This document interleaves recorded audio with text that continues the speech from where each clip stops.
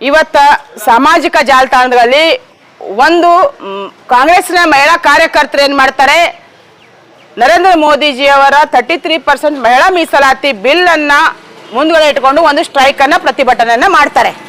ಸುಮಾರು 7 ರಿಂದ 8 ದಿವಸಗಳ ಕಾಲ ಸತತವಾಗಿದ್ರ ಪರ ವಿರೋಧ ಪ್ರತಿಭಟನೆಗಳು ಆಗ್ತಾನೆ ಬಂದಿದ್ದಾವೆ. ನಮಗೇನು ಬೇಜಾರಿಲ್ಲ.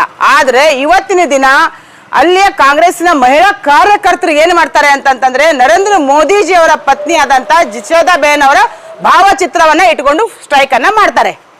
ಆ ಮೀಸಲಾತಿಗೂ ನರೇಂದ್ರ ಮೋದಿ ಅವರ ಪತ್ನಿಯ ಫೋಟೋಕ್ಕೂ ಏನು ಸಂಬಂಧ ಅಂತ ಅನ್ನೋದನ್ನ ಹೇಳ್ಬೇಕು. ಇಷ್ಟ್ರ ಮೇಲೆ ಗೊತ್ತಾಗುತ್ತೆ ಇವರು ಮಹಿಳೆಯರ ವಿರೋಧಿ.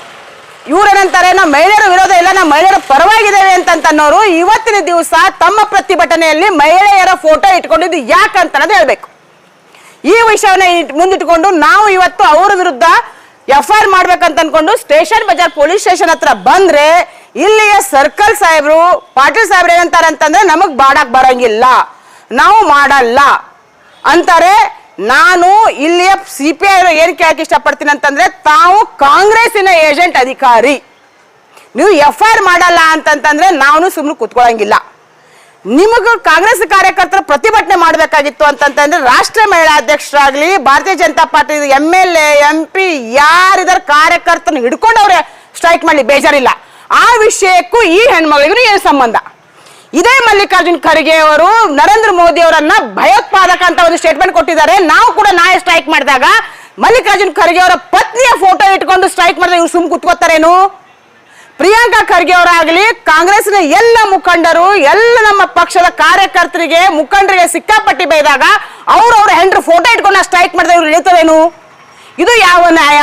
ಇದರಲ್ಲಿ ಕ್ಲಿಯರ್ ಆಗಿ ಗೊತ್ತಾಗುತ್ತೆ ಕಾಂಗ್ರೆಸ್ಸಿನವರು ಪ್ಯೂರ್ಲಿ ಮಹಿಳಾ ವಿರೋಧಿ.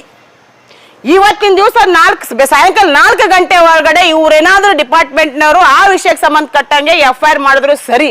ಆಗಿಲ್ಲ ಅಂತಂದ್ರೆ ಖಂಡಿತವಾಗಿ ನಾವೆಲ್ಲ ಹೆಣ್ಮಕ್ಳು ಪೊಲೀಸ್ ಕಮಿಷನರ್ ಆಫೀಸ್ ಎದುರುಗಡೆ, ಪೊಲೀಸ್ ಕಮಿಷನರ್ ಆಫೀಸ್ ಎದುರುಗಡೆ ನಾವು ಉಪವಾಸ ಸತ್ಯಾಗ್ರಹ ಅಂತೂ ಮಾಡೋದು ಖಂಡಿತ.